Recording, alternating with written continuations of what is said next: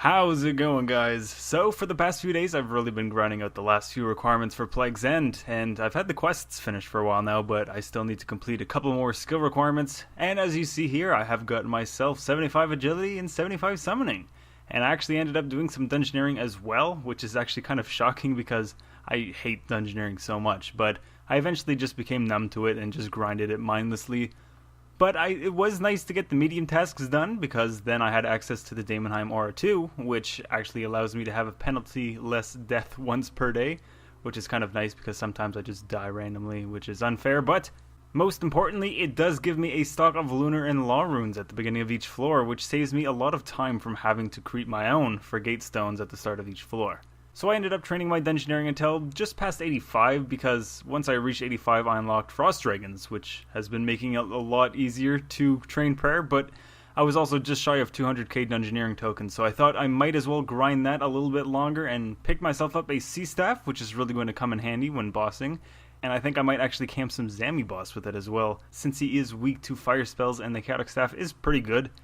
And I'll probably end up using it at Grardor as well, which will serve much better than my Blisterwood staff. But I'll have to make some money to recharge the staff soon, since you receive it with only 20% of its original charge, but it's not too hard to make money, so it's not that big of a deal. I did get 85 Constitution as well, which means I can now use Guthix's Blessing and no longer have to lug around a shield for a healing ability, and grant myself one extra inventory space on Slayer tasks or bossing or whatever. But since I have unlocked Frost Dragons, I have been camping them with the Blisterwood polearm, which is okay against them. It's not too bad,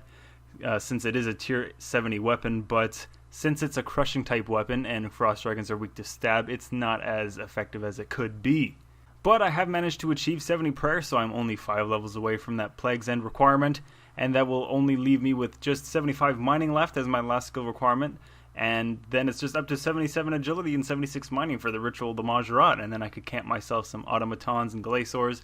But the agility training does work out in my favor anyways, because I'll receive 20k agility experience per day from the Saren posts within the Elf City, and plus I eventually actually even need 77 agility anyways for the Heffen agility course within the Elf City as well. So that just kills 2 birds with 1 stone and makes getting gains so much easier, making my life a lot easier as well for when I plan on maxing in the end.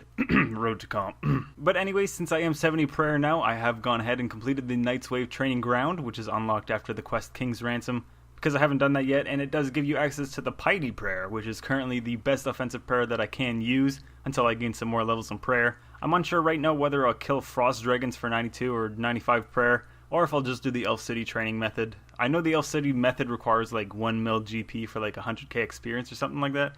Can't quite remember, but the plus side is that it will be AFK training, and money's not too hard to make, like I said. But I'm thinking that if I did train dungeoneering some more, I could pick myself up some chaotic longswords, since tokens will be much easier to come by now that I am level 85 dungeoneering, and I might actually even train it to 90, since that will unlock a Ports Adventurer that can bring me lacquer voyages. So you never know, I might just buckle down with that soon and get it out of the way, because the faster I unlock ports, the better it will be for me in the long run, since player-owned ports take so long to set up in the beginning. But we'll see. I still have other things I need to get done first, so yeah, I'll worry about that after I'm done with my current goals. I didn't record any clips of it, but while grinding Frost Dragons, I did achieve over 75 defense, which means I can now wear the fully upgraded form of the War Priest armor. So I've been grinding some Aviancies for the Armadillo set. That way I can train my range to 85, so I'll have access to the Deft Swiftness ability, and I'll also have a stockpile of adamant bars for smithing training once I reach level 70, but I'll probably just use the boost from my God of Mystery banner once I'm 67 smithing, just to speed things up, and I'll be able to smith those adamant bars as soon as possible. So once I reach the smithing level to start smithing adamant plate bodies, I'll be able to have a steady method of training smithing until 89, when I can finally smith some corrupted ore in the Elf City, plus I'll be able to make some money by alching the plate bodies as well. But anyways, that's it for this week's update. I probably had more commentary than I had clips, to be honest, so there probably will be a couple random shots of me just sculling in the background.